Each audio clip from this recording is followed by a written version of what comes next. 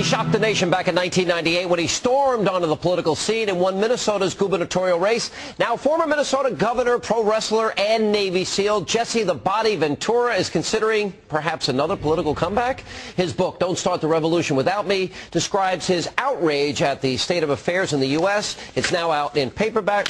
Good to see you. Good to see you, Sean, always. Can I tell you, he's been yelling at me ever since he walked in the green room today. I don't yell at anyone. You are just right on me. It's just like I gave 5 seconds to breathe. It's your reputation that precedes you. Well, you said you didn't think you would like me until you met me. Didn't you say that to me? Yeah. What didn't you like about me? I don't always care for how it operates and the bullying of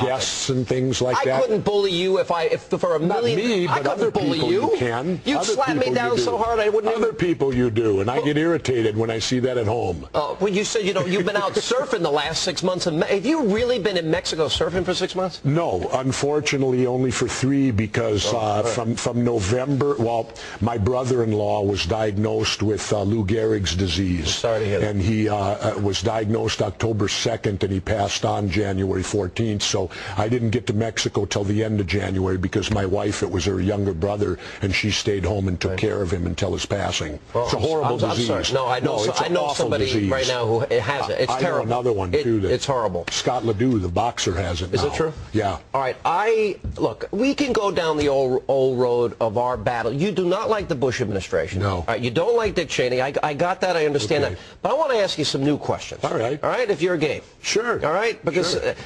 What is it? What do you think of Barack Obama? I think he's exceptionally intelligent.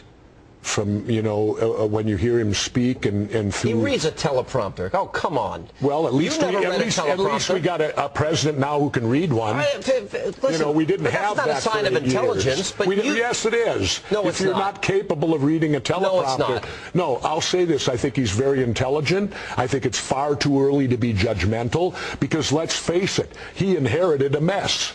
Wait, he inherited 2 wars. He inherited economy in the tank. Economy in the tank, 2 wars. Right. I wouldn't have wished that on my worst enemy. Well, George Bush inherited a recession. George Bush inherited the negative. No, he Let did me finish. Not. Yes, George, yes, he did. Wait a minute. Oh, yes, he did. And the negative impact of 9/11. All right. You're telling me that the United States was better off after George Bush or before him? After. Oh, my God. How can you make that statement? You just did. And I'll tell you why. Well, I don't even need to talk to you about it. Listen, it's not about Republicans. It's ridiculous. This country was far better off before George Bush than it is after George Bush. Want me to quote you the 9/11 Commission report? For an entire decade, I'm glad I can make you laugh. You can. For an entire when you decade, bring up the 9/11 Commission, that makes me laugh. Because they didn't investigate nothing. Well, I agree, and to one extent you're partially right, but they did get one thing right, that there were a group of radicals that were at war with the United States, and we weren't at war with them. We saw the first Trade Center bombing, the embassy bombings, the USS Cole, and we have radicals that think God is going to reward them in heaven with virgins, Jesse. How do you stop them? What do you do? Tell me what you do. You pay attention to memos on August 6th that tell you exactly what bin Laden's going to do. Instead, we hear Condoleezza Rice going, I didn't know what they were going to do. And the memo says bin Laden set to hijack planes and ram them into buildings. I have a better idea. And your buddy, George Bush, he was on vacation in Crawford at the time. Did you know he took over 900 days of vacation? No, president's never off. The president's. Do you know that? Let me give you an example. This one was. He wasn't on his watch because the biggest attack in history happened on his watch. I wrote about this in my first book. I'll give you a copy before you leave here. Bill Clinton was offered Osama bin Laden on a silver platter by the Sudan, and we passed on him 5 times. So I don't want to hear lectures about George Bush and bin Laden. He did keep us safe. He did put us on a war foot. And let me finish this.